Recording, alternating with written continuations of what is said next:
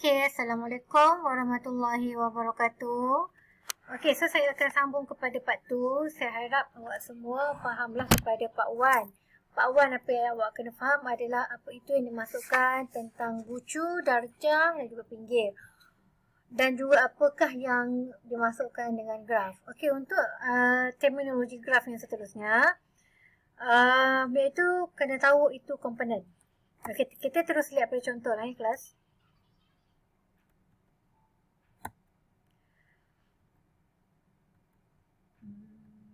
Okey, komponen. Okey, so kalau rajah, contoh diberi rajah G5. Kalau soalan dia kata ada berapa komponen di dalam rajah 6.5, jawapan dia ada dua lah. Yang pertama adalah rajah 6.6 ni dia dah pecahkan menjadi satu komponen, dan yang 678 ni bucu ni dipecahkan menjadi komponen kedua. Okay, kenapa kita boleh pecahkan dia jadi dua komponen? Sebab antara komponen 1 dan komponen 2 tidak ada pinggir yang menghubungkan dengan bucu, iaitu antara bucu 4 dengan 6, bucu 8 ke 4 ke, ataupun 8 ke 2, ataupun 2 ke 6. Okay, boleh? Okay, so jika diberi lagi contoh seperti kat depan, dia nyatakan ada berapa komponen yang terdiri dalam rajah graf G8. Okey, jawapan dia ada 3 lah. Iaitu yang pertama, bucu 1, 2. Kemudian komponen kedua, bucu 3, 4, 5. Dan I square adalah bucu yang ke-6 ni lah. Walaupun bucu 6 ni, dia cuma ada satu je bucu dan tidak ada pinggir, dia masih lagi komponen di dalam graf G8. Okey, graf sempurna. Apakah yang dimasukkan dengan graf sempurna? Graf sempurna adalah graf yang dihubungkan. Okey. Graf sempurna adalah graf yang setiap bucu dihubungkan kepada bucu-bucu yang lain dengan hanya satu pinggir. Okey, contoh. Kita lihat contoh kat depan ni. Okey, antara A dan B dihubungkan dengan satu pinggir. Okey, A, B, C. Ada pinggir yang menghubungkan ke semua bucu. A, B, C dan D pun sama. Bermakna dia tidak ada bucu terasing langsung di dalam graf ini. Maka kita sebut sebagai graf sempurna. Okey, graf sekata. Okey, graf sekata adalah jika darjah bagi setiap graf adalah sama. Kita terus lihat contoh. Untuk rajah pertama, okey, dia ada 3 bucu kan? A, B dan juga C. Okey, untuk bucu A dia ada 2 darjah. 1, 2. C pun sama, dia ada 2. 1, 2 dan juga B. Bermakna semua ni dia ada 2. Okey, kalau salah satu lah, contohnya B ni 3, yang lain ni 2, maka dia bukan graf sekata. Okey, kita lihat pada contoh seterusnya. Setiap bucu ni dia ada darjah yang sama, tidak ada langsung darjah yang berbeza. Maka yang ditunjukkan di dalam rajah 6.10 ni semuanya adalah graf sekata. Okey, so sekarang ni kita lihat kepada jika dikatakan bipartit. Bipartit adalah jika bucunya boleh dibagikan ke dalam 2 set sedemikian hingga bucu dalam set yang sama adalah tidak bersebelahan, maka disebut sebagai bipartit. Okey, kalau rajah ini adalah step by step lah. Sama ada kalau you nak follow ataupun tak pun tak apa. Kalau saya lebih suka mengikut cara dengan saya tagkan sendiri bucu-bucu tersebut. Okey, kita lihat contoh dia. Okey, jika soalan dia keluar dalam bentuk gambar rajah macam gini, dia tanya, adakah rajah 6.11 bipartit ataupun tidak? Okey, untuk rajah yang ini, okey, kita boleh buat 2 bucu. Awak lihat kita boleh buat A dan juga B. Tak kisahlah nak buat D ke E, tak apa. A ni dia terdiri daripada A, B, C. Dengan syarat unsur-unsur dalam set A ni tidak boleh bersebelahan. Tidak bersebelahan. Sama juga dengan B. D, E, F. Dia boleh dijadikan dalam satu kelas dengan syarat tidak boleh bersebelahan. A, dia hanya bersebelahan dengan D. Tetapi dia tidak berada dalam kelas yang sama dengan D. A dan D adalah kelas yang berasing. B dan juga E. B dengan E dia memanglah dia sebelah. Tetapi dia tidak berada dalam kelas yang sama dengan A. Tetapi dia berada dalam kelas yang berbeza. Iaitu dengan E berada dalam kelas B. Okey, lihat pada contoh. Ini juga contoh bipartit di mana unsur A dia ada 2 unsur. Unsur B dia ada 3 unsur. Untuk bipartit tak perlu bilangan kelas dia kena ada unsur sama. Contoh kelas V1 ni dia ada 2 unsur je. Kelas V2 dia ada 3 unsur. Masa lagi dikelaskan sebagai bipartit, asalkan setiap satu ni tidak bersebelahan. Ini dengan ni dia tidak saling berhubung dengan mana-mana pinggir. Tetapi dia boleh berhubung dengan pinggir di kelas sebelah. Dengan syarat unsur-unsur dalam kelas yang sama tidak boleh dihubungkan dengan pinggir yang sama. Nampak Yang ini tidak boleh berhubung dengan yang bawah ni. Tapi dia boleh berhubung dengan yang dekat kelas sebelah.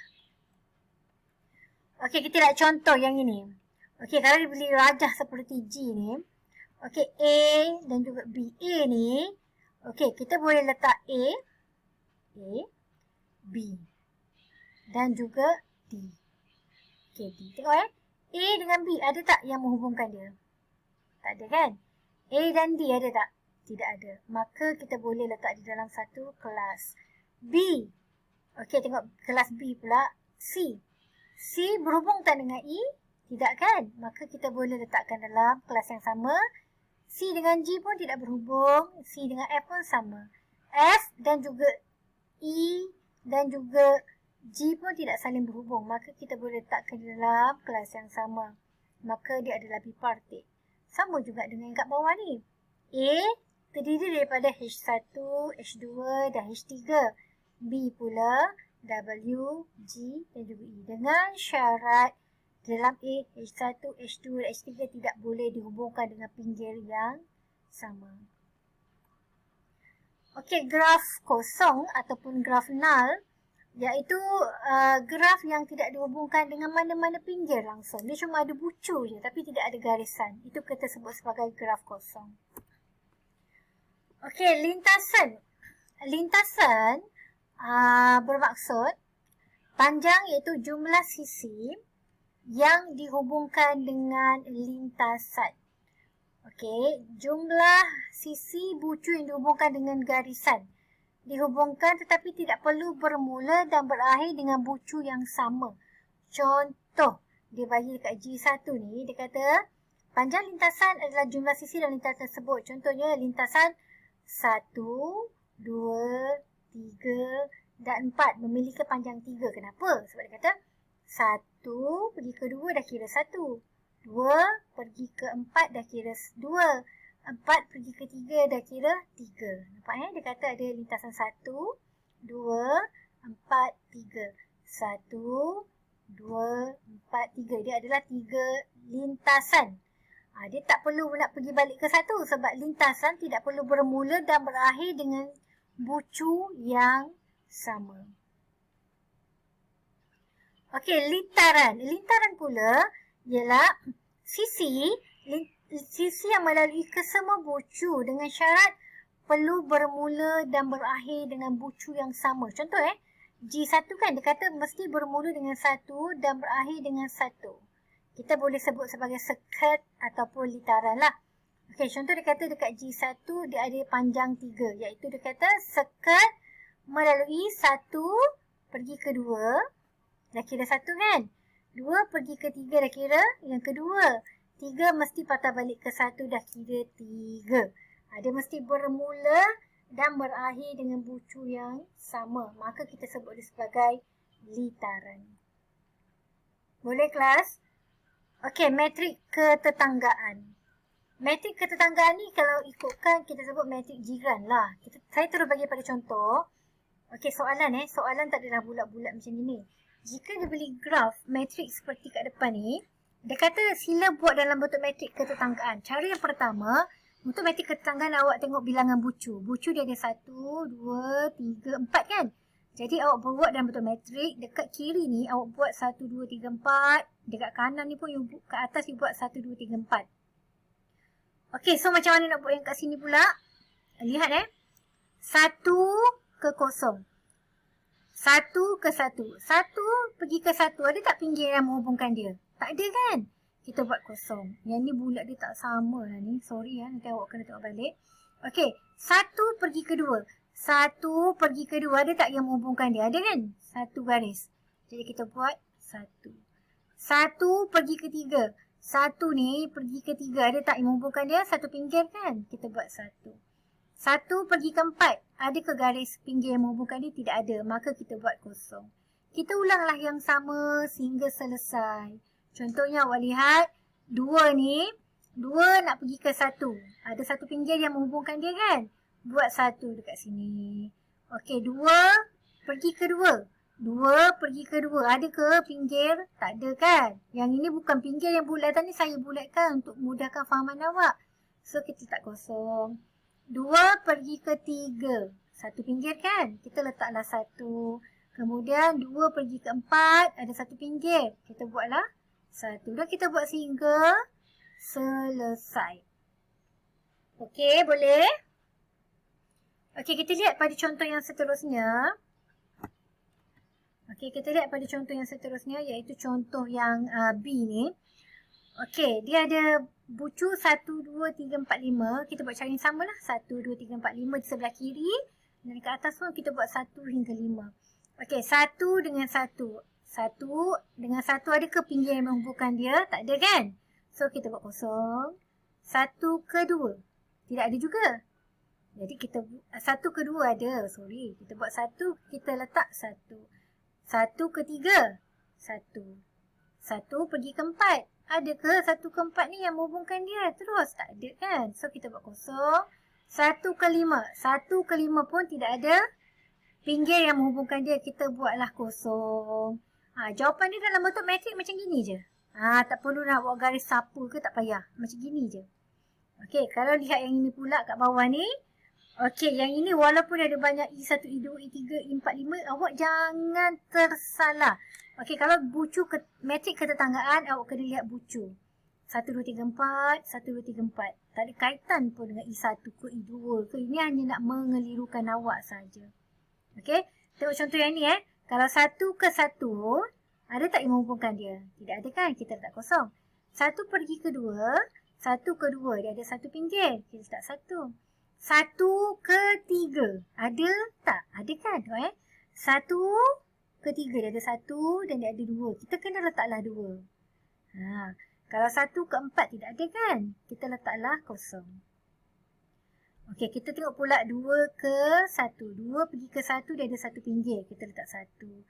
2 ke 2. Okey, 2 ke 2 tidak ada pinggir kan? Kita letaklah kosong. Kemudian 2 ke 3.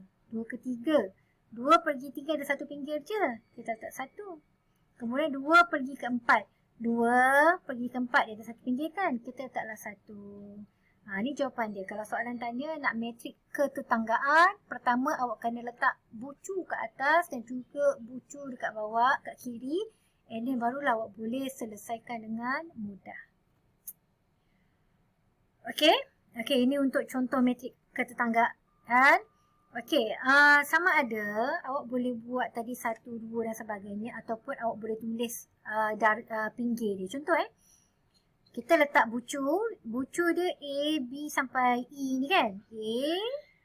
A, B, C, D dan E. So sama juga lah A, B, C, D, E dan E. Okey, untuk A pergi ke A tidak ada apa-apa kan. Kita boleh buat kosong ataupun infinity. A pergi ke B, A ke B. Pinggir adalah 12. Maka boleh letak 12. Okey, C pergi ke C tidak ada apa-apa. Kita letaklah infinity. A ke D. A ke D tak hubung dengan apa-apa pinggir kan. Kita letaklah infinity. Tetapi A dengan E. A pergi ke E dihubungkan dengan 10. Pinggir 10. Kita boleh letak 10 ataupun you nak buat macam jawapan tadi 1. Awak selesaikan semua. Awak akan dapat jawapan dalam bentuk matrik. Itu sajalah untuk matrik ketetanggaan. Kita akan sambung pada part 3.